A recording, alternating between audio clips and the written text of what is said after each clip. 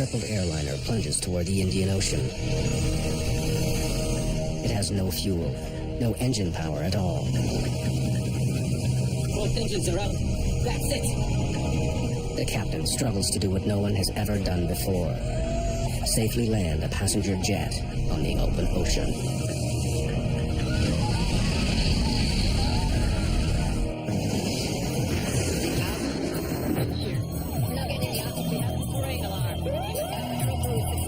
We are in an emergency.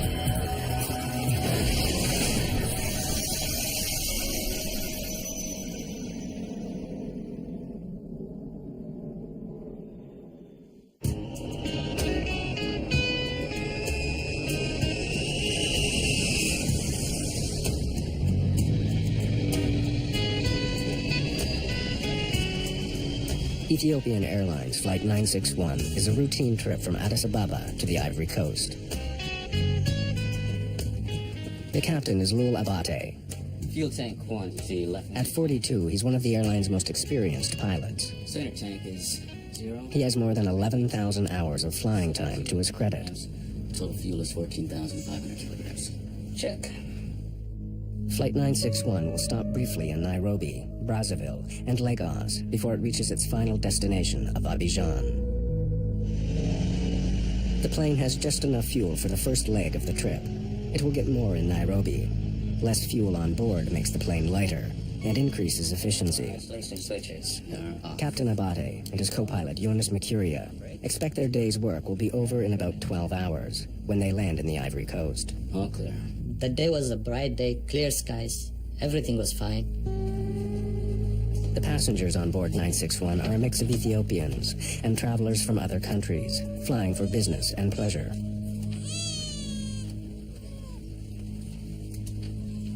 Michael Odenyo is a businessman on his way home to Nairobi.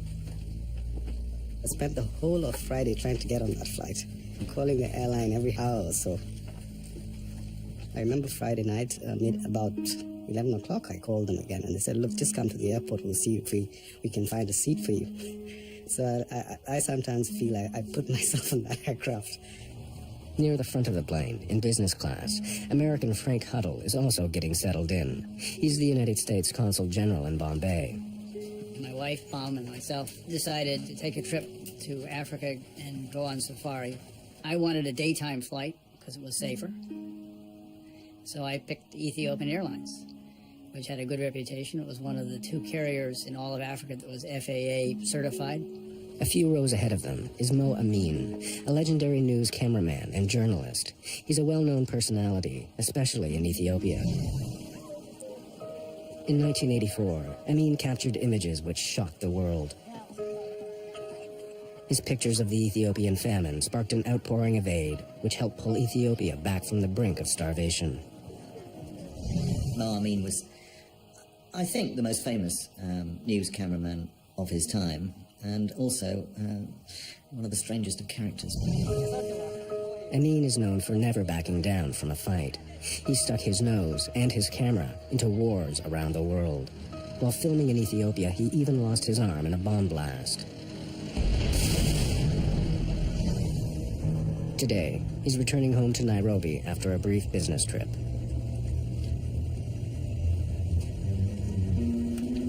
By the time all the passengers are on board, Flight 961 is carrying 175 people. Not only is Captain Abate used to this route, 80 knots. Roger. but he's also very comfortable with this aircraft. B1. He and other members of Ethiopian Airlines have even given it a nickname, Zulu.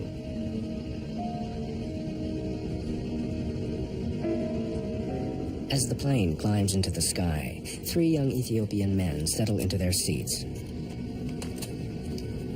All are in their mid-20s. All have tickets to Nairobi. But it's not where they're planning to go. We took off, everything was fine. The cabin crew called us, she asked if we want to have coffee or tea, whatever. Yeah, thank you. Coffee? Make it 2. The plane is flying at 12,000 meters when the three young Ethiopians make their move. And I heard a noise at the back, somebody shouting, and when I looked back, he was running up towards the front, pushing the air hostesses away.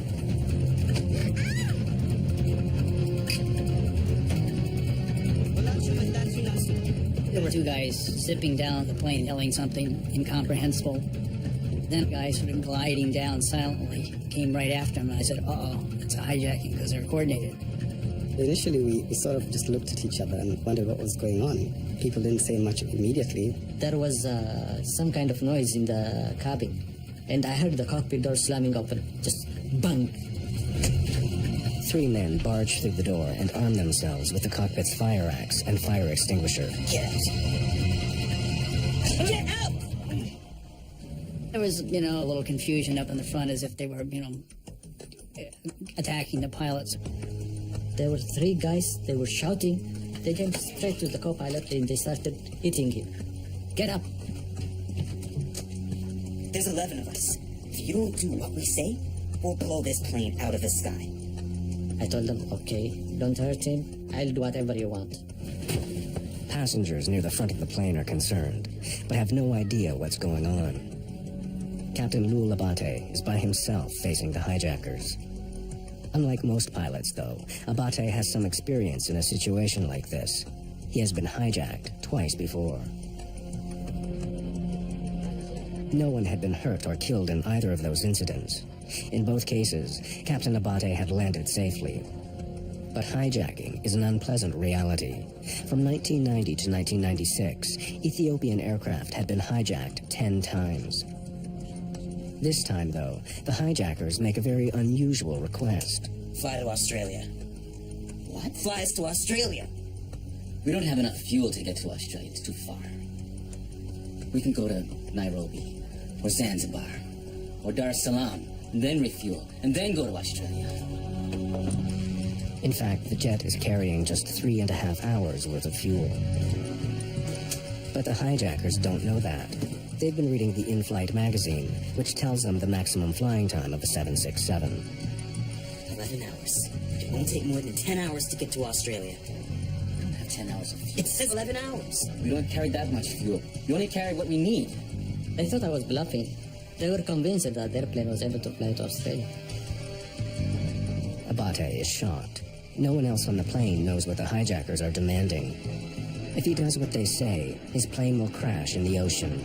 If he doesn't, they'll blow it out of the sky.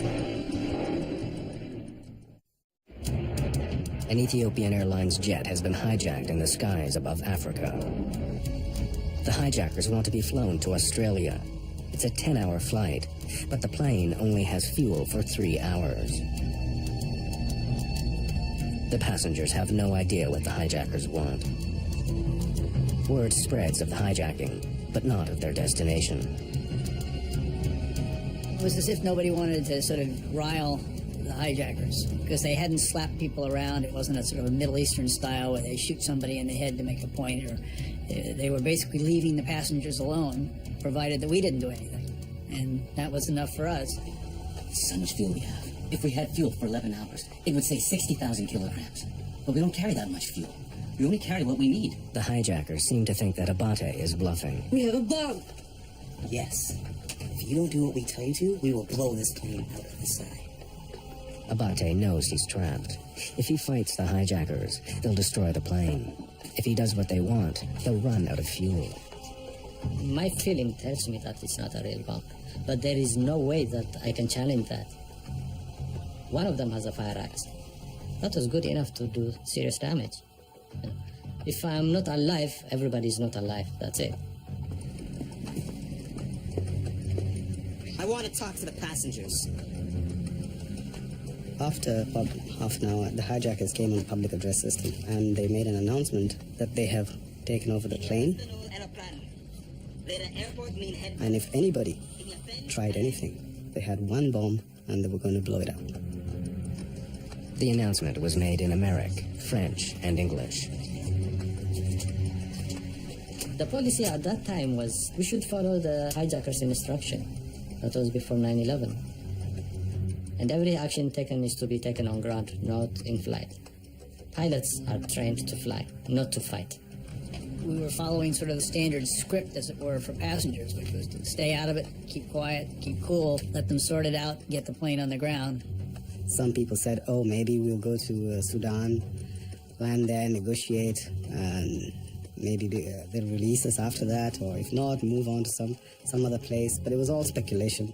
For years, Clint Van Zandt was the FBI's chief hostage negotiator. What made this hijacking so unique is that the pilot in command had been the victim of 2 previous hijackings. His success rate was 100%. He probably had a predisposition to, this will end like the other 2 did. I'll be able to get it on the ground, the authorities will deal with it. But Captain Abate knows this situation is different. Instead of another destination in Africa, the hijackers want to go to Australia. Abate knows that heading out into the open ocean could be a death sentence.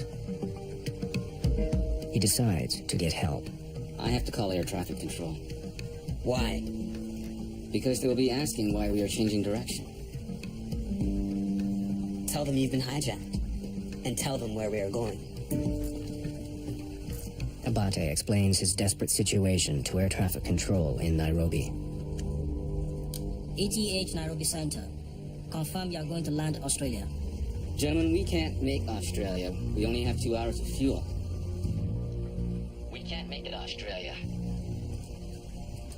We will make a water landing. ETH 961. Confirm you can't divert to Mombasa. They refuse to land anywhere other than Australia, so we have no choice. Except when we finish our fuel, we will land on water. But with 2 hours of fuel, you can't make Australia. Why don't you land Mombasa? Okay, just a minute. Abate connects the air traffic control to the cockpit speakers. Okay, I just wanted our hijackers to hear what you are communicating. Okay. And if you have anything to say, go ahead and tell them. Okay. I am advising you that with 2 hours of fuel, you will be unable to reach your destination. And probably you would have to land underwater. The solution is for you to land in Mombasa. Go ahead. The hijackers of ETH 961. If you have copied, go ahead. Waiting to talk, stand by. Do you want to talk to them? Okay, they say they don't want to talk. They're not willing to negotiate on any terms. Confirm they are ready to land in the ocean and drown. Do you have another alternate aerodrome? Please advise. I have no alternate aerodrome. Sir, I'm in a very tight corner. Enough talk. We will not negotiate. That's bullshit. That's bullshit. They said follow our instruction. If you don't, we'll blow the airplane up. That's it. Ethiopian 961, Nairobi Control, do you read? There would be no further communications between the aircraft and air traffic control. An hour has passed since the beginning of the hijacking. No one is aware of the drama in the cockpit. For the rest of the passengers and crew, the flight has settled into an uneasy routine. We went generally south, and there was an eerie, edgy, nervous calm. Nobody's talking much, and people are in their own little individual worlds. With only a few hours of fuel in his tanks, Abate decides to defy the hijackers. Without their knowledge, he continues south instead of east towards Australia. I started following the African coastline because in case anything happens, we'll have a place to ditch or land safely because most of the cities are by the coastline. But with a glance out the window, the hijackers suddenly realize they've been tricked. I still see land. Turn the plane. Now, Captain Abate has no choice. He turns his plane east, over the open ocean. The plane has less than 2 hours of fuel. As the ocean unfolds below him, the captain begins forming another plan.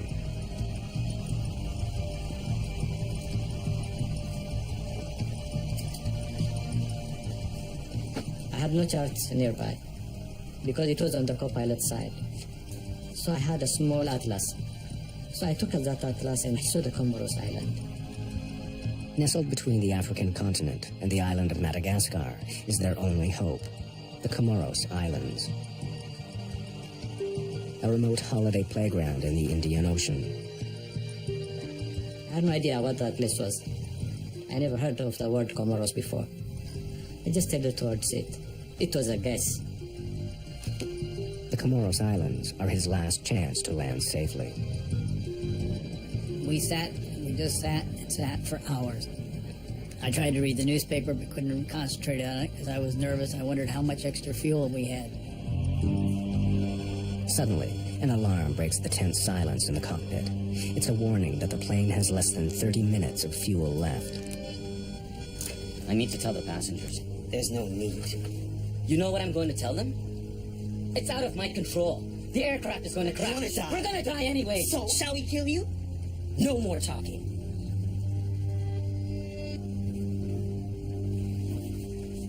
Please. At least let us attempt a controlled landing. It's finished. We will die together. With almost no fuel, Abate decides to make his stand. We came over the island. By then fuel was running out. I decided, no, we should not go any further than this one.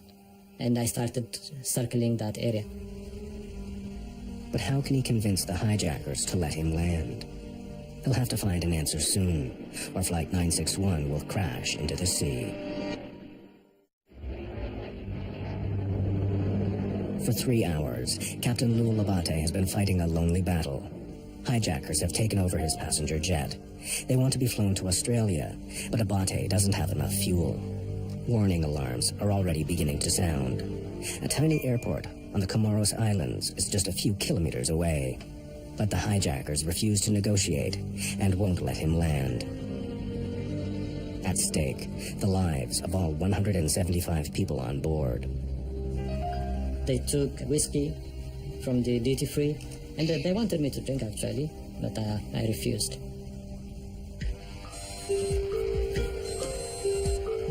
Once again, alarms sound. One engine is now completely out of fuel. It's shutting down. Captain Abate is quickly running out of options. With the airplane being at 39,000 feet in cruise flight, the airplane is not going to run out of gas with each engine simultaneously. There'll probably be a bit of a lag, which in this case there was.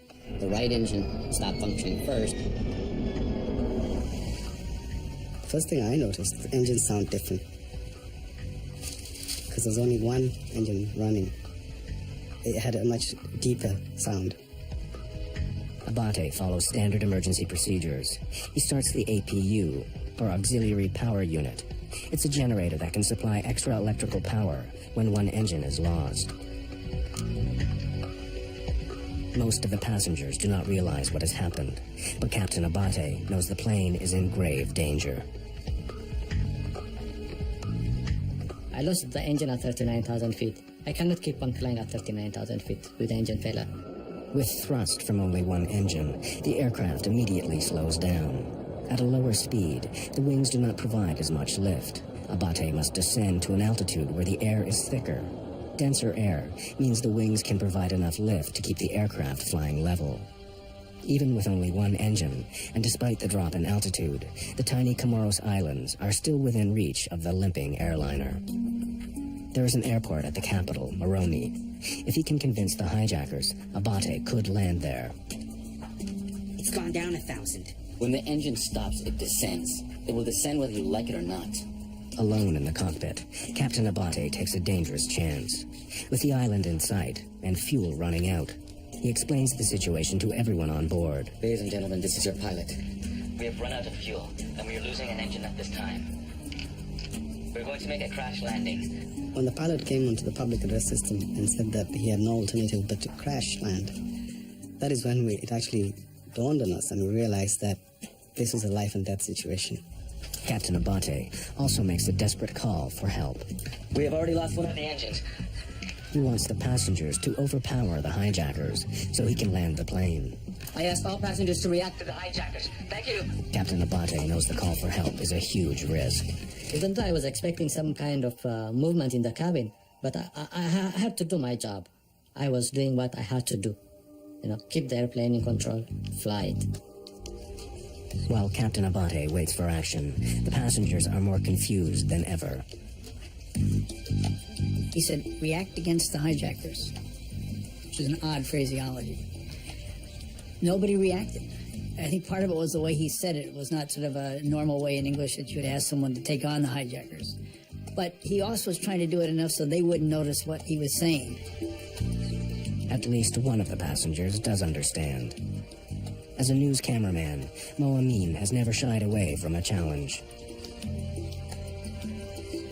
Amin makes his way to the economy section in the rear of the plane. Here is a man who had spent 20 or 30 years in some of the most difficult and dangerous war zones of the world, who'd been beaten up, who'd been shot at, who'd been jailed. He was a kind of alpha male, if you know what I mean. He could talk anybody into anything. He made it like he was going to the bathroom, and then he came back and he started talking to people who were 3 or 4 seats ahead of me. And from his gestures and actions, he was trying to get us to stand up against the hijackers. With your help, we can take that. There's only 3 of them. Because he was saying there were only 3 of them. But most people were not up to it, I think, because of fear. Always, always have to measure. Am I going to make the situation better, or am I going to make it worse? Who's ready to take the chance that your precipitous action against the hijacker might not cause him to set that explosive device off and take the life of everybody on board the plane? In the end, the passengers choose not to act. Captain Abate is still alone against the hijackers. In the cockpit, the hijackers try to take control in a vain attempt to keep the plane in the air. It's descending. Don't worry, I'm not the one who's doing that. Inadvertently, one of the hijackers disconnects the autopilot. The plane swerves wildly.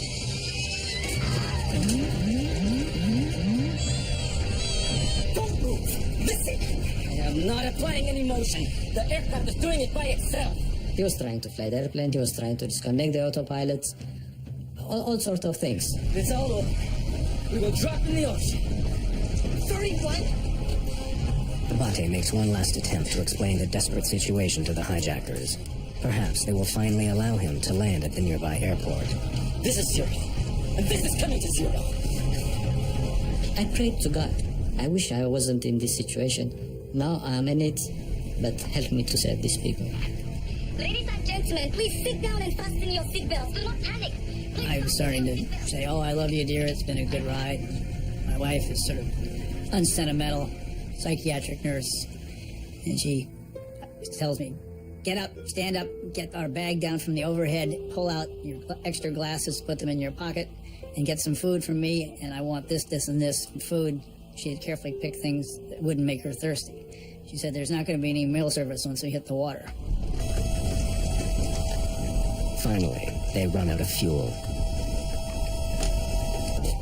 So you're killing everything I saw. Sit down. From now on, you can't do anything to me. What? From now on, you can do nothing to me. The other engine stopped, and it sort of went quiet. Then it started to get hot within the cabin. The light started to flicker, and gradually it went out. That's it. Both engines are out. That's it. Is this what you wanted? This $40 million aircraft has become a 100-ton glider. The plane is out of fuel, and Abate is out of options.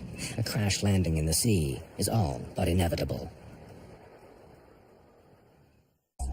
Both engines are out. That's it.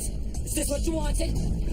Almost 4 hours after takeoff, Ethiopian Airlines Flight 961 has finally run out of fuel. Hijackers have taken over the plane and have forced the captain to fly over the ocean. The loss of engine power starts rippling through the plane. As well as driving the jet through the skies, the engines supply power to most of the electrical and hydraulic systems. Without the engines, the computer screens, automatic pilot, and many other functions of the plane stop working. Although the engines are now useless, a low-tech backup system allows the pilot to retain some control. The ram air turbine, or RAT, is the last line of defense when all the engines fail. a small trapdoor automatically opens, and the turbine pops out. The rushing air turns the propeller, generating just enough electrical power for basic flight instruments and controls, including airspeed. Since it was power off, that means there was no electrical or hydraulic power. The controls were heavy. The turbine does not provide enough power for Abate to operate the flaps, which would help slow the plane down for landing. Without engines, a large passenger jet can glide 18.5 kilometers for every 1,000 meters of altitude it loses. At 6,400 meters, the Ethiopian Airlines plane can travel for nearly 120 kilometers before it hits the ground. One of the things that the captain's got to worry about now is with both engines shut down, the airplane's going to go down. It's just a matter of where, and that's going to be controlled by the pilot flying. It's an extremely dangerous situation few pilots in the world have ever faced. In 1983, another 767 pilot found himself in a similar predicament. Air Canada Flight 143 ran out of fuel and landed on an abandoned Air Force base, sustaining only minor damage. In the right circumstances, a safe landing without power is possible. Captain Abate hopes to land at the airport in the Comoros Islands, but struggling against the hijackers on the final turn, he loses his bearings and cannot visually locate the airport. I was within the vicinity of the airport, so I was keeping the airport in my sight all the time. Then through the struggle, I lost my position. I lost where I was. In the critical seconds it takes to find the airport again, he loses too much altitude and doesn't know if he can make it to a runway. A water landing is now his only option. He knew that he was going to have to ditch the airplane. He was going to have to put the airplane down in the water. How he was going to do that was now a different plan because he'd never been trained to do that, not with two engines out.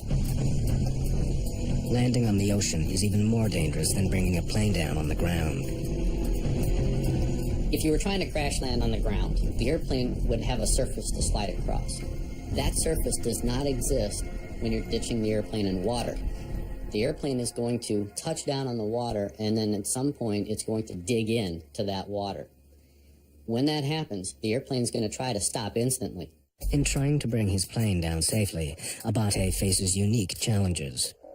Planes such as the DC-9 have flat bottoms, which would skim the surface of the ocean on landing, slowing down more gently. But the engines on Abate's 767 hang underneath the body. They could act as enormous scoops, grabbing hold of the water as the rest of the plane plows ahead. The force will tear the jet apart. It was getting hotter and hotter, so we started to sweat because I guess the air conditioning system was not working since there was no power. And that's when people started to scream, started to panic, looking for life jackets, praying to Jesus, praying to Allah. Some ladies were asking people to go and plead with the hijackers, not realizing that it wouldn't make any difference at this particular time. We didn't have any fuel and that was it, we're going down. But I guess at that time, your hope is all you have. Descending fairly rapidly. The plane is lurching wildly a couple of times. They're fighting up in the cockpit for the controls. It's my responsibility. Passengers must know what's going on. Send and increase the speed. It doesn't make any difference. Please. All the same, we're going to die.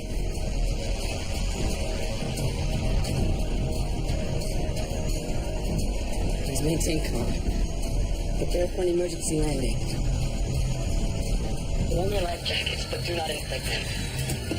Some passengers either don't hear the captain's instructions or decide to ignore them. They inflate their life jackets. I heard a pop, pop, pop, pop, pop, pop, pop back in the tourist class. And everybody panicked and inflated their life jackets. I actually got up on my seat and told people don't inflate your life jackets inside the plane.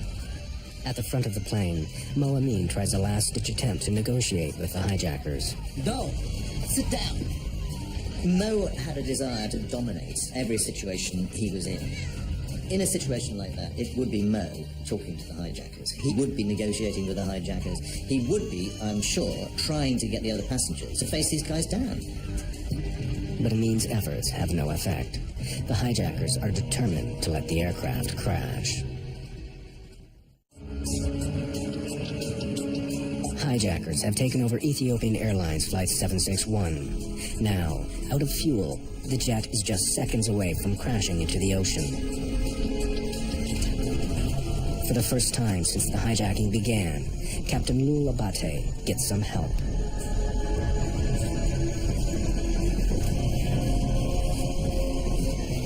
The controls. I need help. They're too heavy. We told them, guys, now we are on the last point. You should sit down and fasten your seatbelts. They refused.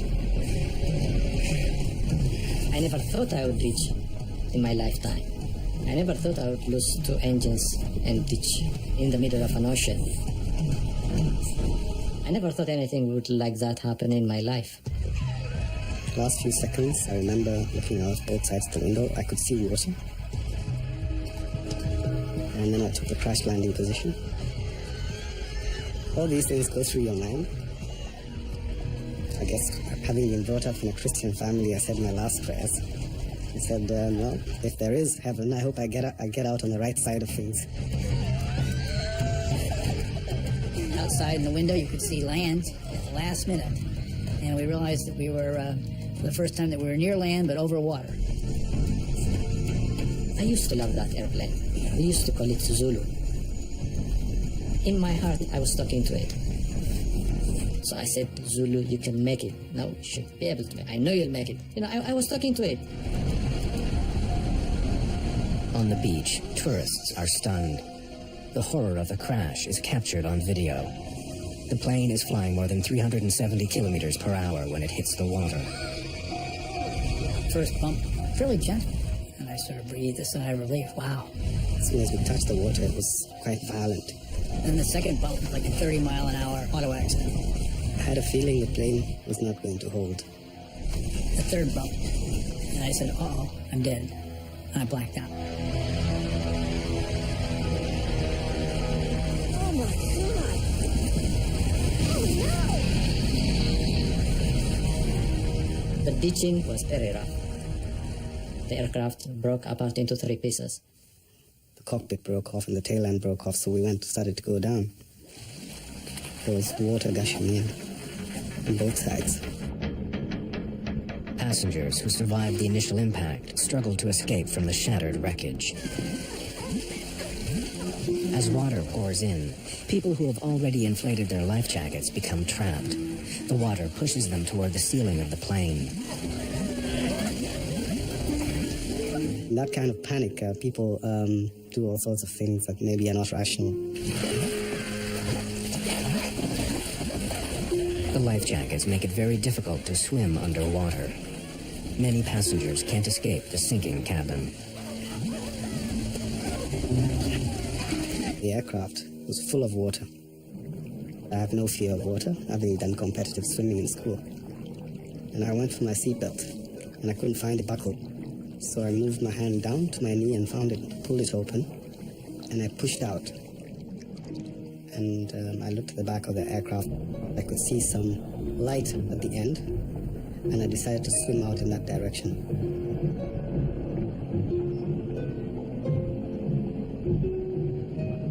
As I swam out, one of the passengers trying to get out of the seat grabbed my leg. And I said to myself, oh my God, this can cause me to drown. But I decided not to fight back. And they pulled themselves out and let go of my leg. And then I continued to swim out to the back of the aircraft and swam to the surface. I was really exhausted. I felt very tired. And I looked up and said, okay, could this be heaven? Because I wasn't really sure whether I was alive or dead. I was trying to tell the co-pilot to get out. Then he was not there. Then I said, okay, then it's about time for me to go out. I woke up, just floating in the water. And I went, hey, I'm alive. I looked for my wife who'd been sitting on my right, and she was gone. My heart sank. And I looked to my left, and she was now on my left. She had swirled around and swapped. We were out floating in the ocean. You can see what looks like an uninhabited cliff, like a tropical island. It's like a movie, you know. When I looked around me, I could see all these people with life jackets and bits and pieces of debris, broken seats, floating bodies.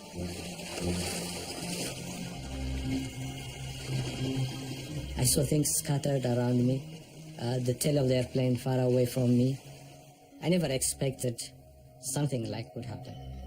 All I was expecting was to evacuate the passengers safely and myself. Abate swims to safety, but he has no idea how successful he's been.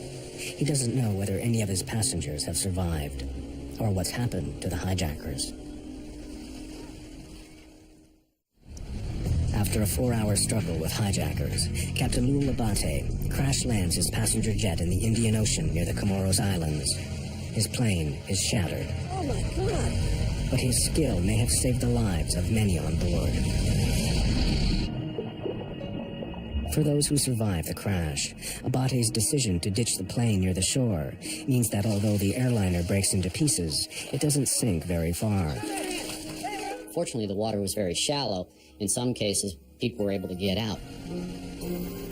Locals and tourists swarm out to the downed aircraft. A group of scuba divers, who narrowly missed being hit by the aircraft, help with the rescue effort. In an amazing stroke of good luck, some French doctors are staying at the resort. They offer immediate medical assistance. In the end, of the 175 people on board the plane, 50 survive. Without the actions of Abate, many more could have died. Without power and unable to use his flaps, Captain Abate landed at 370 kilometers per hour, almost twice the normal speed. Once the captain made the decision that he had to ditch, the best thing that he could do was keep the airplane as close to land as possible. Abate also tried to make the landing as smooth as possible. At the last moment, he turned the jet, hoping to land parallel to the waves instead of crashing into them. As soon as the plane hit the water, it was ripped out of Abate's control. The airplane touched down left wing low, so the left wing actually grabbed the water. The 767's massive, low-slung engine dug into the water, spinning the plane around. The airplane would have wanted to turn around that left wing, or cartwheel. That's a lot of energy to dissipate very quickly. That's what caused the breakup sequence. The airplane broke up into 4 or 5 pieces, and that's what caused a lot of the fatalities. Panic may have also contributed to the number of deaths. In the chaos during the flight, many passengers inflated their life jackets. The life vest wants to keep you buoyant or try to drive you straight up, and that could hamper and restrict your ability to get out of your seat. In some cases, people were still strapped in their seat when the airplane sank, and they unfortunately drowned. There was another reason some of those on board were killed.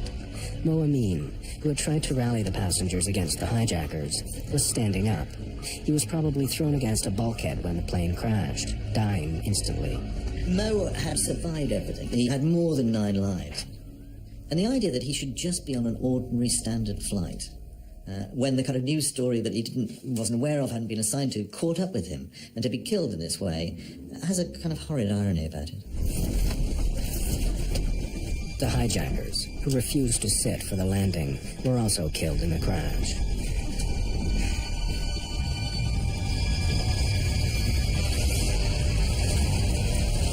In the days after the disaster, other pieces of the puzzle become clearer. Despite claims by the hijackers that there were 11 of them, in fact, there were only 3. But who were these desperate men, and what were their motives? They were imprisoned, thrown in jail, persecuted and tortured by the government. They didn't specify which government, at least to the best of my understanding, and that they had escaped from jail and that they were going to make history. They said they have friends in Australia and they want to get united with them.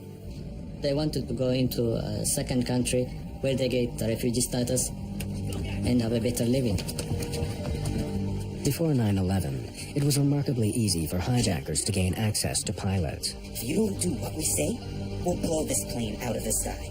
Despite numerous hijackings over the previous 2 decades, most airlines made no attempt to secure the cockpit. Do you want to die? We're gonna die anyway. So, shall we kill you? The hijackers of Flight 961 were never linked to any terrorist group or political organization. But whatever their reasons, their crime demonstrated the great danger posed by a hijacker who places no value on his own life. We will die together. For years, there were people in security saying we have to strengthen that cockpit door.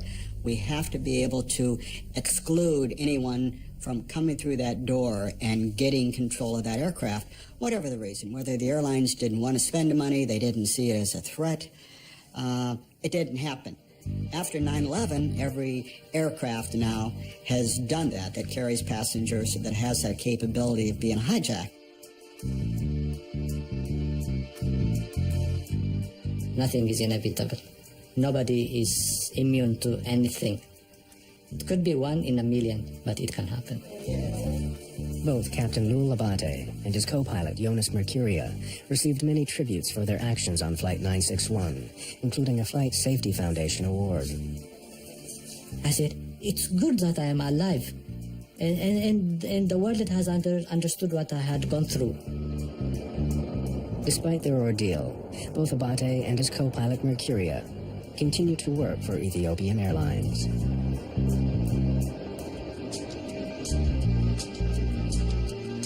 In 1977, 2 fully loaded jumbo jets collided before they even left the ground. Mayday looks back at the crash of the century. Next. During the Cold War, the U.S. hatches an outrageous plan to salvage a Russian nuclear sub on the Jennifer Project. Next Sunday. Mike Rowe sticks his neck out as an ostrich farmer. Tomorrow on Dirty Jobs.